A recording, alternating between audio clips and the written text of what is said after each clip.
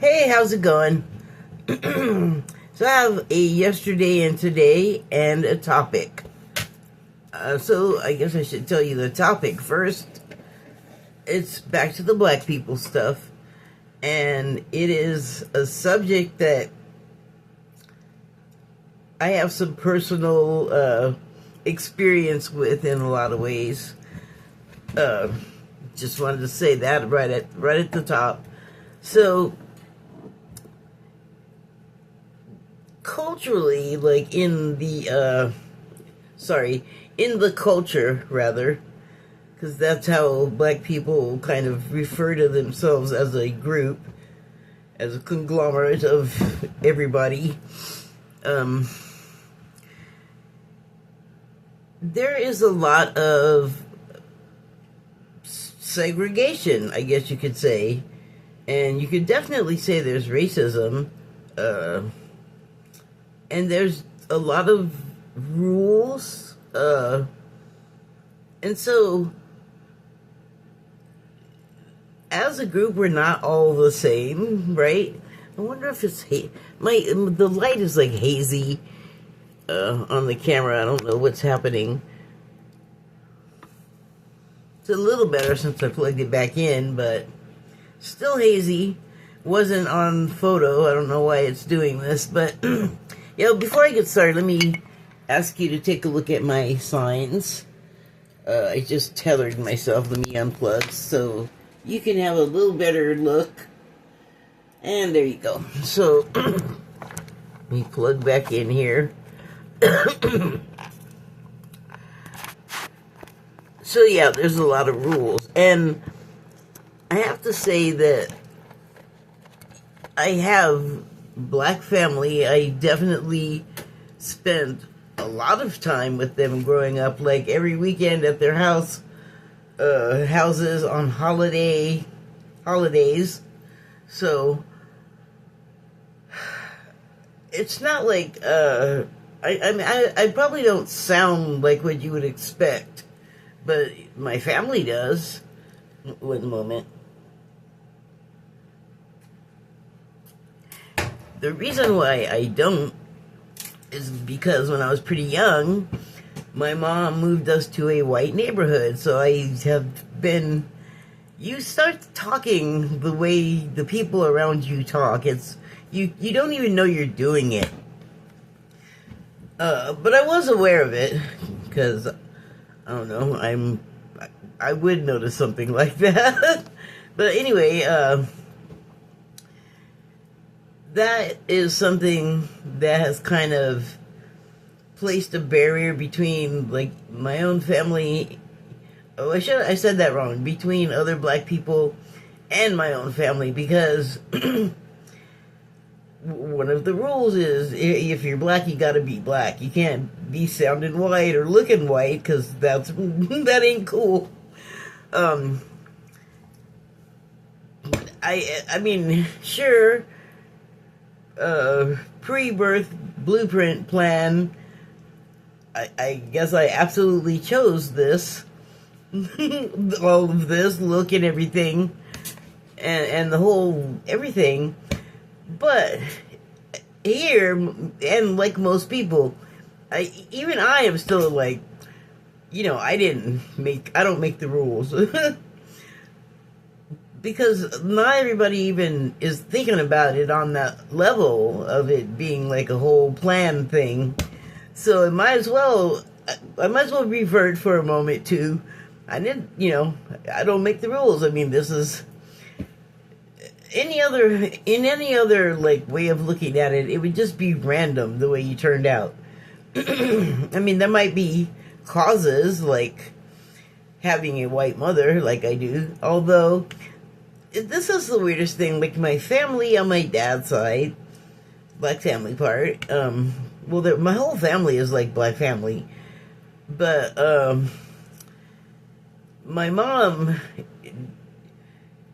doesn't sound like them, although she is from New Orleans, and she doesn't sound the way she used to sound. Like, she completely...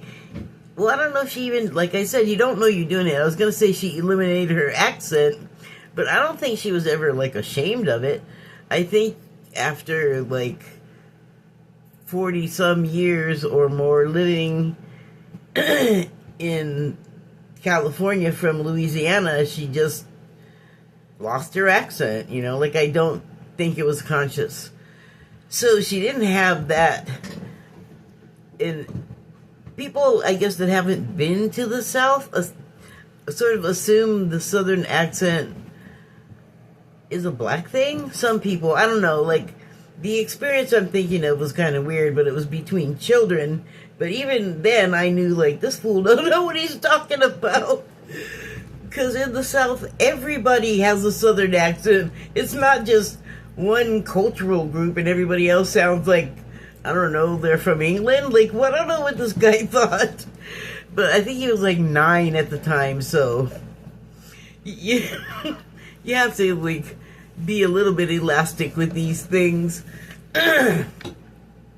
But even in my family, it was like, if I said my mom is white or made any reference to her being white, I would immediately be corrected that how black she was. She's black, she's black, she's black, you know, and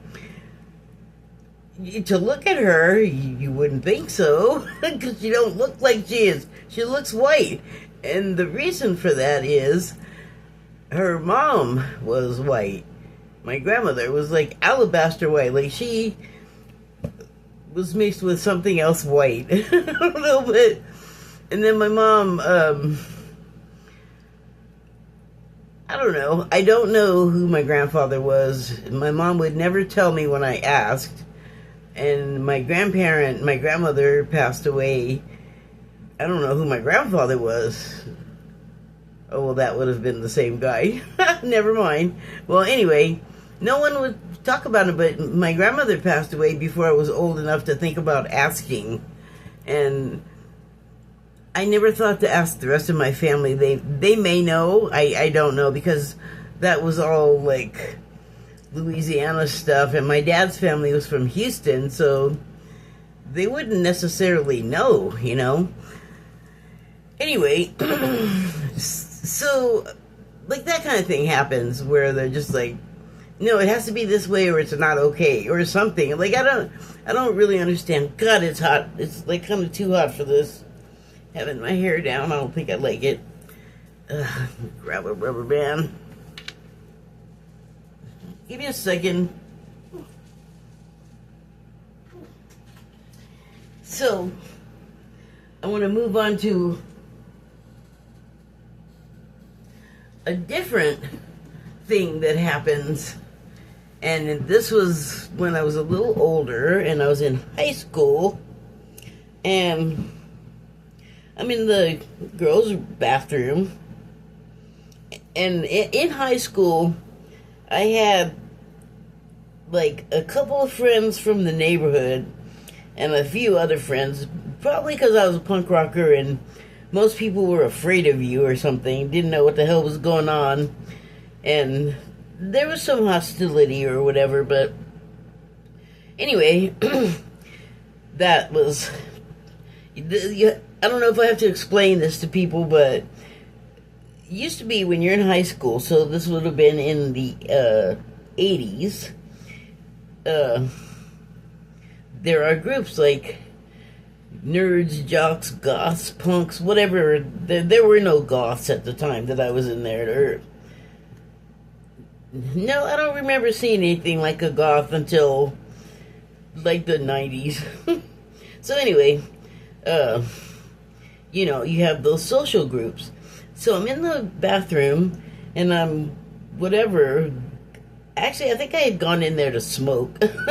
But I was in a stall, so anyway, these couple of girls came in, 2 or 3, I don't remember, black girls, and they started talking about me, and I'm like, what the fuck? Like, I didn't know them. I might have had classes with them, but I didn't, like, know them or associate them, because I could see them.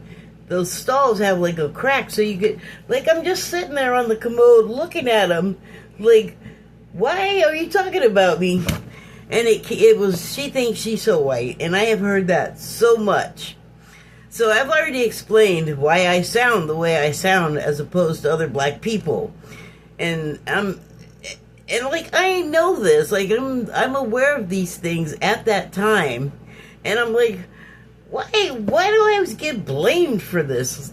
I just thought it was weird then. I think it's weird now. So that, and then so to say that, like, she thinks she's white, it would be other things sometimes too. She thinks she's something, always from a black person. Never.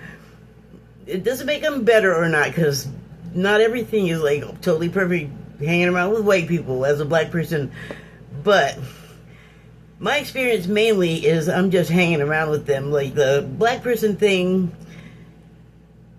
doesn't really come up. Like, they are comfortable enough with me that they kind of forget and start like talking bad, and then they catch themselves because they realize I'm there, and they're like, so like, it's not perfect.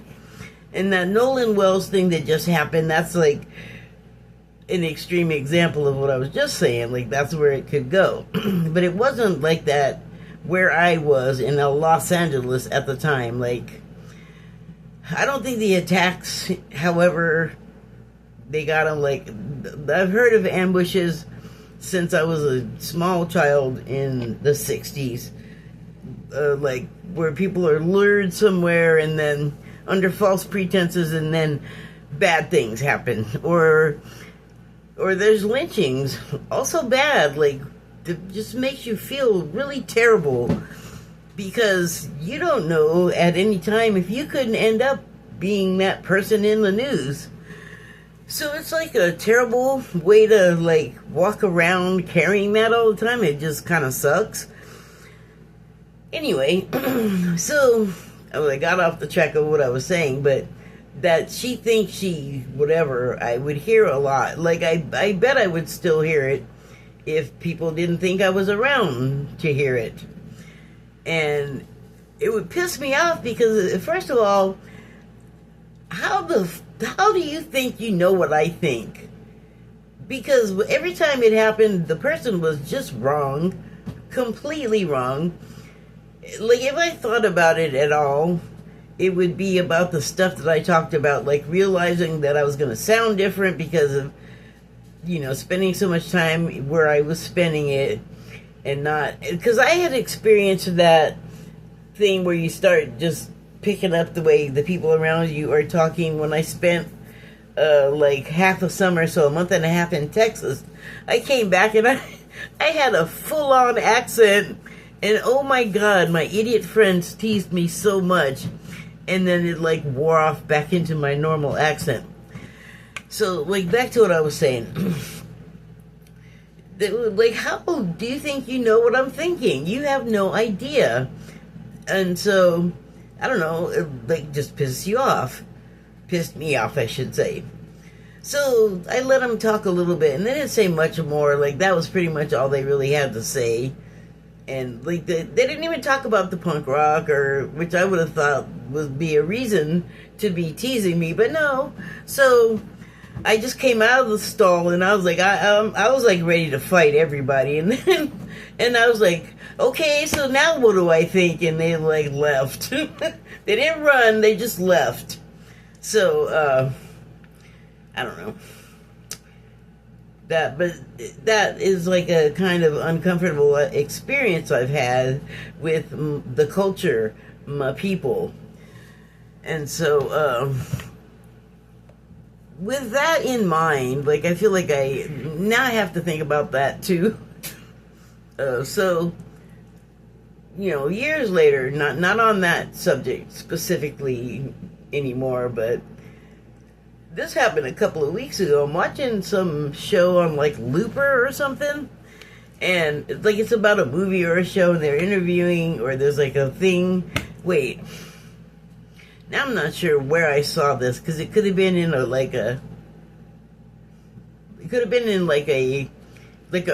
that's where I probably saw it, is in a Reese Waters video. Reese Waters, comedian guy, black guy, check him out, he's funny. So anyway, I think in one of his videos, because he does cutaway clips while he's talking, and so one of the cutaways was, of course, it's on the subject that he was talking about, which I don't precisely remember, but it was black people stuff. So they cut away, and it's Morgan Freeman, and he must have been talking about Obama, because he's like, Obama's not black, and I was like, what? And he's like, no, and the interviewer, I guess, did sort of the same take, and he says, no, he's not, because he has a white mother. And I'm like, and I don't know, I guess I stopped listening, but like I said, it was a cutaway clip, so it wasn't long. That might have been all he said. I guess it made me mentally spiral for a minute, because I'm like, if that wasn't public knowledge and he didn't know that, you could look at me and definitely make that assumption, right? But you can't look at Barack Obama and make the same assumption. So I was like offended, because who are you, Morgan Freeman, to say, and why do you think you're the guy that can say that? Like, who are you? Black people, like I said, they got a lot of rules, and so I don't know, like, the ratio of people that would wholeheartedly agree with him in the culture, but I think that's ridiculous. And he handed it down like he was still acting like he was God. I was like, stop that. So, there's, people are deeply opinionated. The bathroom story. I don't remember ever even talking to those girls before. I did recognize them because, I don't know, we went to the same school, but I don't think I ever had anything to say to them. Like, I didn't even know if they were in any of my classes for sure. But they sure had opinions about me. And I don't like that. You can form an opinion even with no information. I can't stop anyone, but, you know, we went to the same school. You could have found out if what you were talking about was real. But, you know, whatever. Like, that's, I guess, silly of me to think, because nobody's going to do that. Ain't nobody got time for that. Ain't nobody got time for that. So, there's something more. Oh yes, well, here's something that is really so utterly confusing to me, but it's kind of true when it comes up with any race, and that is, but it's not, I don't think, this way in other races, and it is the homophobia, or just the weirdness around gayness. Bill Burr, the comedian, the white comedian who has a black wife and family, was being interviewed by, I think, Charlemagne the God, and Charlemagne asked him some kind of question that was alluding to not Bill, but somebody else's gayness. It may have been Diddy, I don't know. But, you know, Bill Burr just, like, put on the brakes, right? He's like, well, you know, you guys are, like, crazy with the homophobia in the community, like, and I have to agree, it's, like, out of control. Mainly because there are gay people that are out. Some of them, I think, have grown up in an area of the society, I guess, where they were comfortable and not afraid to just be out. And then there's others that are more circumspect. I'm not going to say closeted, because they're, like, out, but they're not flamboyant, I guess. They're, like, really low-key, because,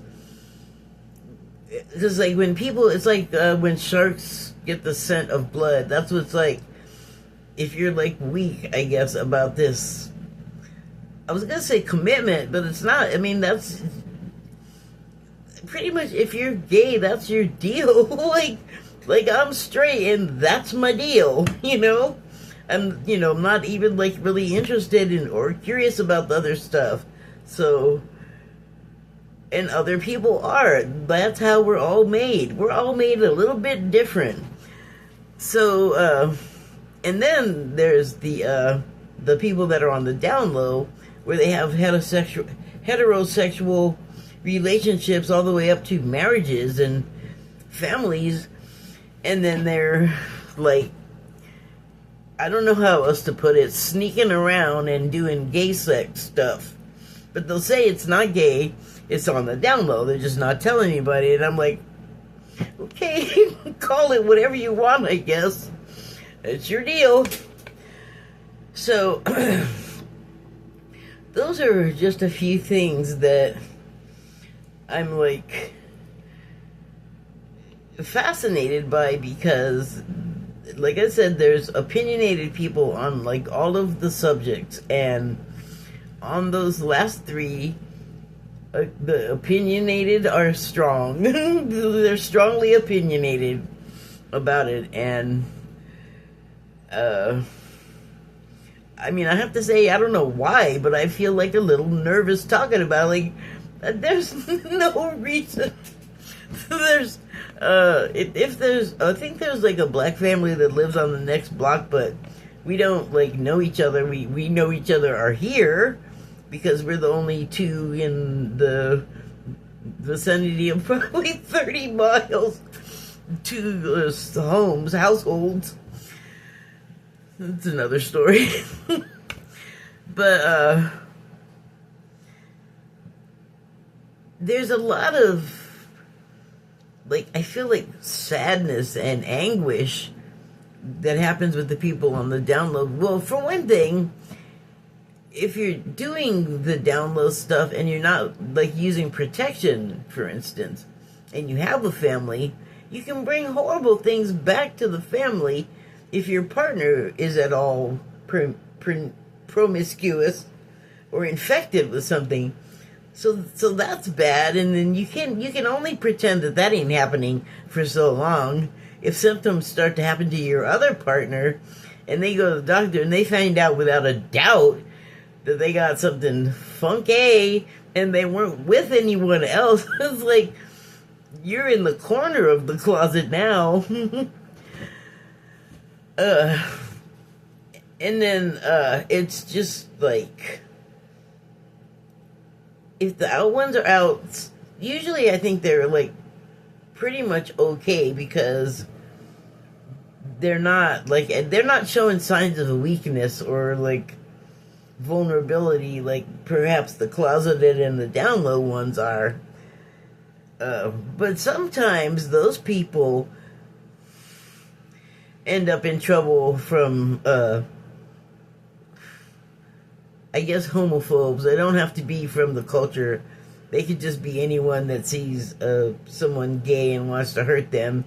And that's rooted in their own problems too, by the way. But it's like half you didn't sign up for that, and half that's exactly what you signed up for in your lifetime. So it's sad, but interesting. Like, interesting choice, right? Lots of interesting choices pre-born. Like, you could decide to be aborted.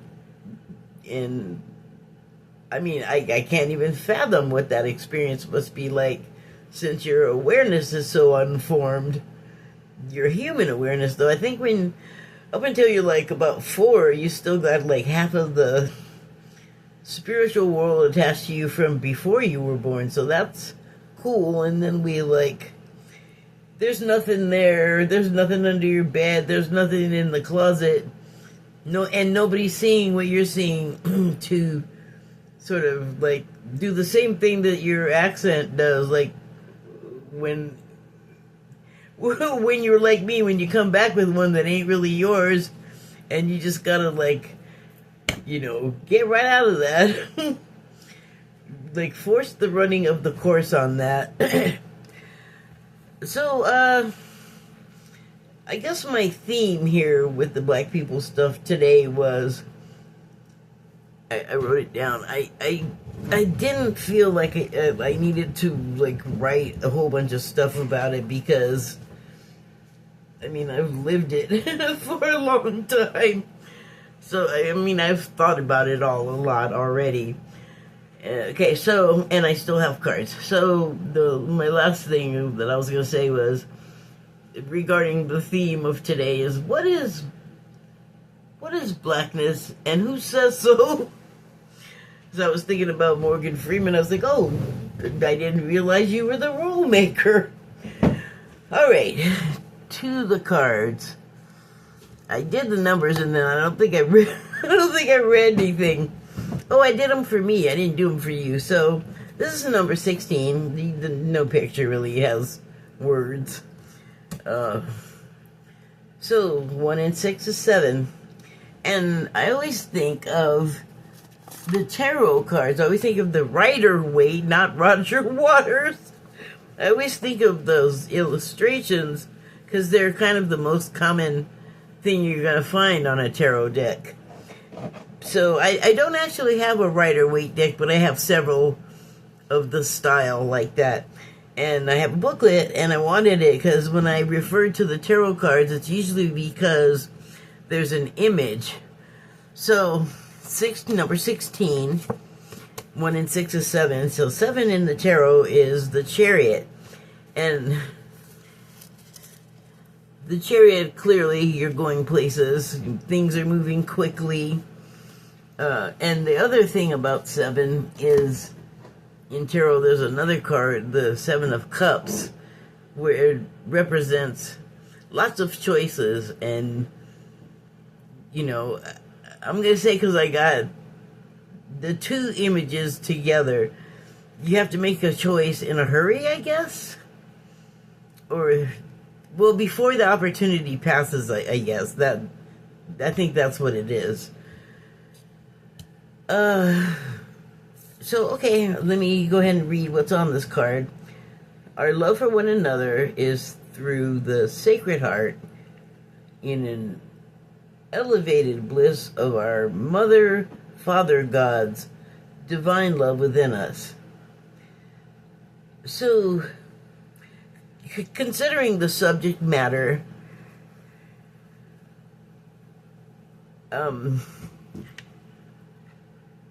the culture, the black community,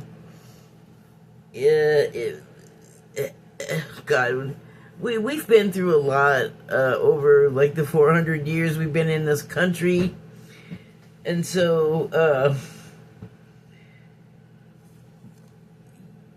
you know, we're like well embedded and have been a part of everything, and yet, you know, like most of the rest of society, or like white society and some of everybody else, does not like us.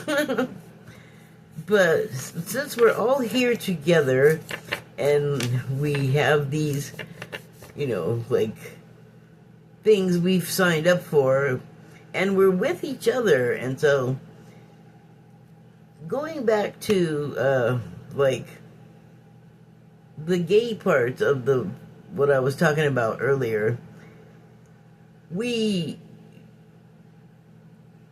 have these symbolic lives, I'm going to call them. It like gives us markers, like a differing appearance, and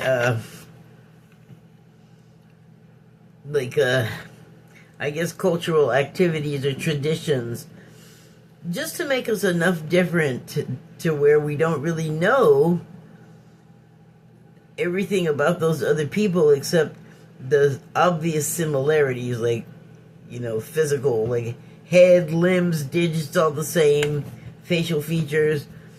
But specifically on a personal level, like, you know, everyone is different, so you got a whole society of different everyones with every race, and it seems like it's set up, like we all signed up for it to be the way it is, with separations and togetherness and all, and even like morphing from one to another as part of what you're here doing, like as part of your mission. So just want to focus it like kind of on like that group, just to say that regardless of how we present or like our sexual what is the word I want to say, leaning, proclivity,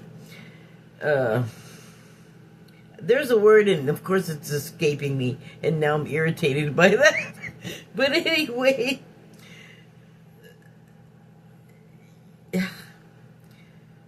our love for one another is through the Sacred Heart in an elevated bliss. And so it is part, even those three groups within the Black community, with all of the opposition and fear and anger and maybe even envy for like people that can sort of break free of, like I said, there's a lot of like rules, and they're like not really written, they're sort of like, I guess, oral tradition or something. Because one thing that there is a sameness about, like a very close sameness amongst Black people from like anywhere they originate from, since I've been sort of noticing this, is those rules, like real strict on some things like religion and presenting yourself, and I can't think of the word again, but like where you land sexually. So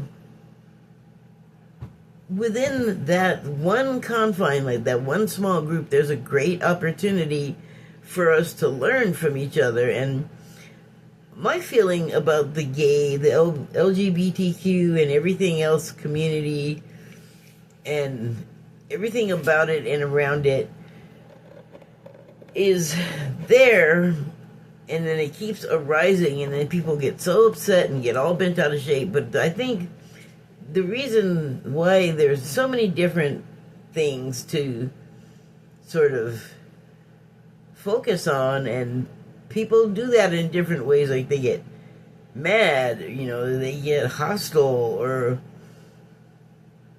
they want to get some kind of revenge because they are really, like, these people make them mad, make this person or people very angry.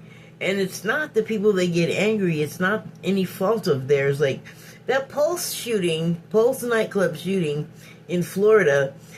So that was like a gay dance club, and there, I think, all gay, like lesbians and gay men there, like it was like a gay place, gathering place. And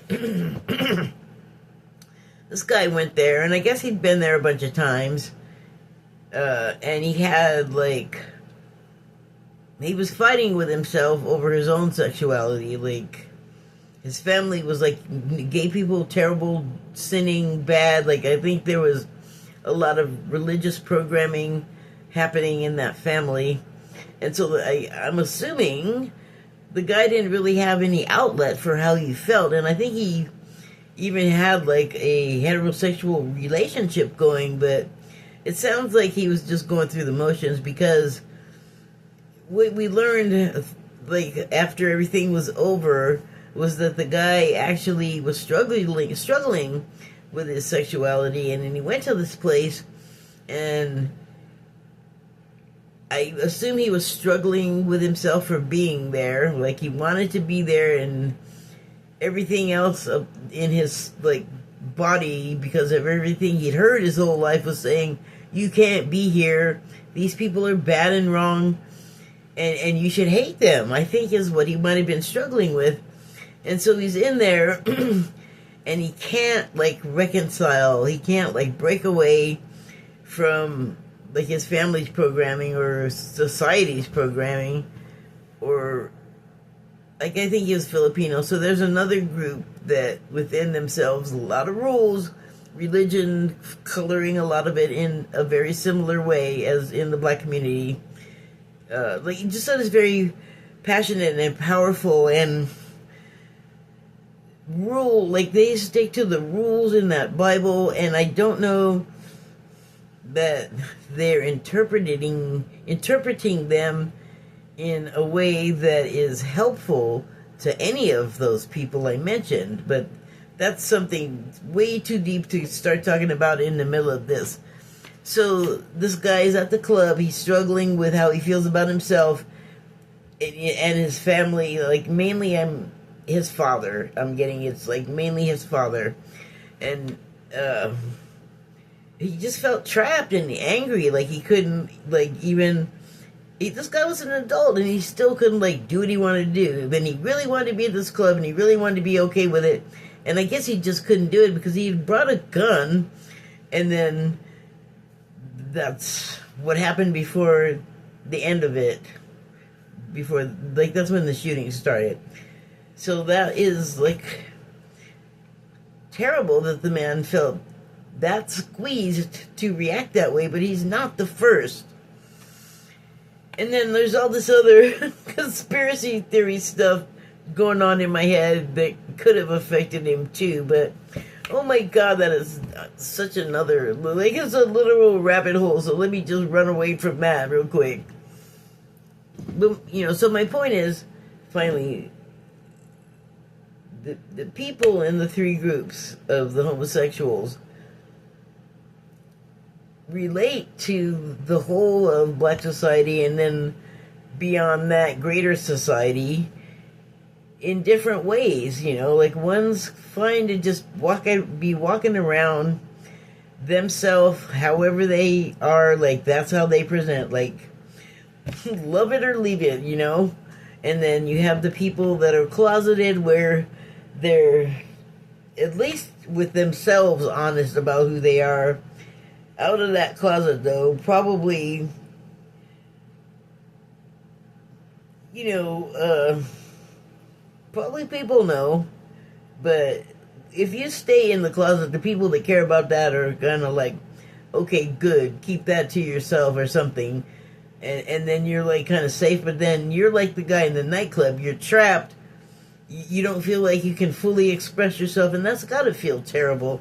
And it's bad enough when it's just you and yourself inside your head. It's terrible when, like, society generally is against you, and then, like, if you get singled out, it's just, I'm not gay, so I am only imagining, but it just must feel terrible, like, all around. And then the last group were the people on the down low, and they already are unhappy. They're already in that place.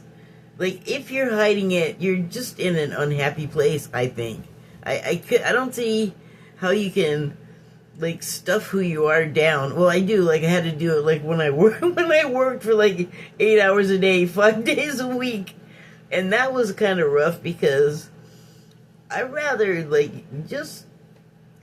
just be who I am, and you just deal with it. You take it or leave it, because that's pretty much what I got to deal with whenever people send whatever they got this direction. So deal with it, I guess. And I'm reluctant to say this, but deal with it also for your own self, in terms of get out from under that load, that burden, and let them other people deal with it. Like, they know there's gays out there, so it's just, like, kind of crazy to act like because everybody doesn't believe in it, there's not going to be gay people. Well, everybody can be saying that they believe the same thing, but maybe they don't, and that's why you have people in the groups that are trying to hide, you know? And I just used that group for an example. There's many other, and it's not even all LGBTQ community, it's just like everybody, every, like, subsection of society, race, whatever, has this set of rules that people are supposed to adhere to, and there's always somebody that is not doing that, that are not adhering to the rules, and somebody that's cowering and hiding because of the rules, and nobody, that's like, those are two extremes, and I don't know, it's just not good to live in the extremes for a long time. It's like being addicted to like drugs. That's like living in the extreme all the time. Okay, so I'm not finishing. There's a happy ending though. And it mainly, like, it's not about pleasing the other people, you know. It's about pleasing yourself. Like that first group I mentioned that were just gay, and it wasn't even that they were like, ow, they're just, I'm gay, and like they're just walking around like all the other ones do, and living their life. And the people that have a problem with it are kind of the ones making a problem of it. And so when we can all just like give each other a break, give each other that break to just be free to live their life. Really, if they're not hurting you or affecting your life, you don't really have the right, I don't think, to interfere with other people. As long as all the trains are going on time, then everybody should just like not interfere with other people unless asked. Okay, next card. So this card is the number 44. Two fours add up to an 8. And that is the next number in the tarot card. So I do have that illustration to show you as well. And it is strength, as I've talked about before. So here's the illustration. And you see something that's really probably not that big of a deal as far as like taming the cat and feeling comfortable enough to, you know, handle the cat's mouth and teeth and all of that. It's a cat lady, man. Of course she can do that. I can handle my cat all over his tummy if I want to, and his chin. I don't really go in his mouth though, his teeth are sharp. But I feel perfectly fine. Like you know when your cat's about to attack, even if it's you, their pupils are fully dilated, their hairs are doing something, their ears might be doing something, their tail might be doing something. You know you're about to get bit, scratched, or something. But when he does it, he just kind of is like acting, because he'll grab me with both of the claws and he'll bite me, but he'll just go. Like, he's not, you know, puncturing me or anything. We're playing. But still, like I said, he's got sharp teeth and claws. So, you're not... I'm not going to say you're in the same kind of danger you would be in if you were messing with a full-grown lion, but you can still get mangled. You can still get scratched up. Over this woman's head, she's got a garland in her hair, and I think they're roses. Why am I focusing on that? I don't remember all of what the garlands are about. Again, it's got roses though, and I can tell you that the roses are associated with Mary Magdalene. So that's peace, that's self-knowing, and also, like, Mary was an Essene, or educated by Essenes, and she either was born of them or was educated by them. At the very least, she learned from Jesus, or Yeshua, the Gnostic stuff, the Gnostic learnings. And she picked up on it, like, better than all of the other disciples, which made, I think, Paul jealous, and then he acted like a man. Anyway, getting sidetracked. So, she's self-assured Earth Mother, because if anything, she's Mary Magdalene is definitely, you know, with the roses in the garden, there's an association. And then over her head, she's got that Xfinity thing, but it's also, whoop, if you turn it sideways, it's an 8 that the number on this card, 44, adds up to. And,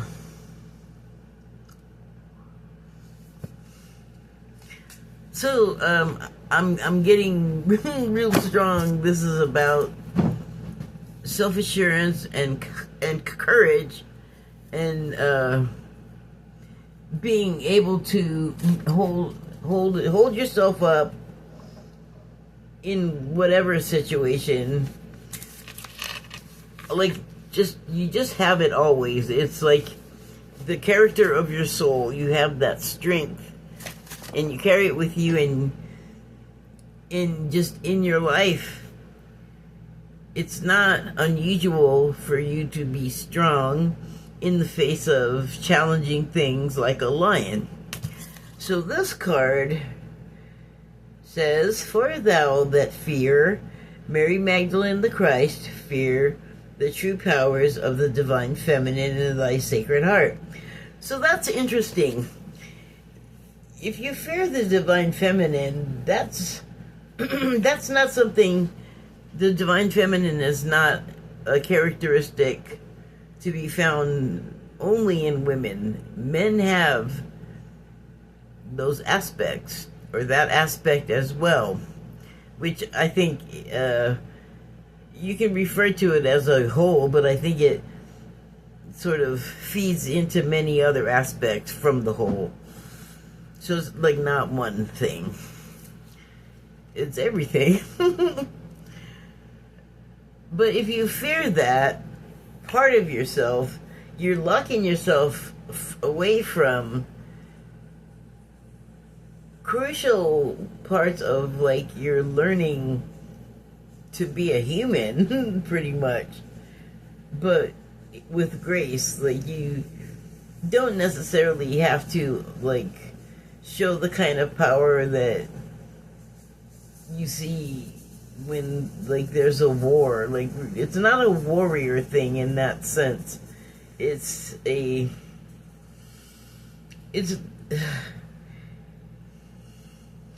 could come down to a physical fight, but it's more about the strength to draw from the well within to gather strength. And that's what the feminine often does. Like, she's not out there physically conquering the world and other people. What she's doing is more comes from deeper inside, so more thoughtful, more strategic, because a woman can go places and to this day still be underestimated and like invisible in a way that, while they're in the person who's diminishing them, while they're in that presence, they can pick up all kinds of information because the person doesn't respect them and will just blow it in front of them and talk like it's the dog, and they can't, like, go off from there and, you know, impart the information to someone else. Like, and that's not a failing of the female person. That's a failing of the male person, who wouldn't probably dismiss the other feminine, the other female, if they were more in touch with their own divine feminine self. That is, like, it tempers the testosterone, I think, and gives, like, the difference. It's like the difference between getting mad and punching something to get a solution, as opposed to figuring out how to physically go and, like, you know, if it's a repair that needs to be done, fix it. If the gate has been left unlocked, go over and close the gate. It's like about practical things that you just are able to think about it, but it doesn't mean that you have to, like, break everything on the way to, like, to the thing that you're trying to get to and fix. The breaking would be like the sort of masculine, sort of bull in the china shop kind of attitude, without stopping and taking a moment to consider and see the lay of the land, read the room, what is the mood, you know, what does it look like the weather's doing. Like, being a bit more considerate, which is, you know, the difference between asking for a map and not, I guess. Okay, so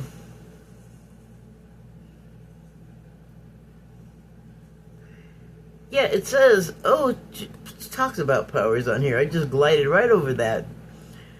For thou that fear Mary Magdalene, the true Christ, no, sorry, for those that fear Mary Magdalene, the Christ, fear the true powers of the divine feminine and thy sacred heart. So that to me is saying that you're afraid of a potentially really powerful part of yourself, but you're walling it off because it's a girl, I guess, if you're a guy.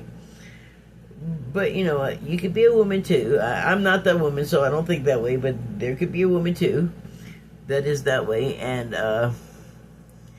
what you're doing is you're like putting up a barrier between yourself and true power. Like, you have the power to like turn away and to move someone aside out of your way, but that's not as strong and powerful as just facing whatever you're afraid of, because like maybe you'll conquer it because you have the strength and the power, but not if you're afraid to access it, you know. Like, maybe you're getting it wrong. Maybe you need to meditate on it more, because it's there for you when sort of smashing through the door doesn't work, you know? Like, you have options. And strength can manifest in many different ways. It doesn't have to be one way, you know? Why should it just be one way? That would be a waste of every resource that we have so many of. Okay. I think I have gotten it all in my system. Thank you and good night.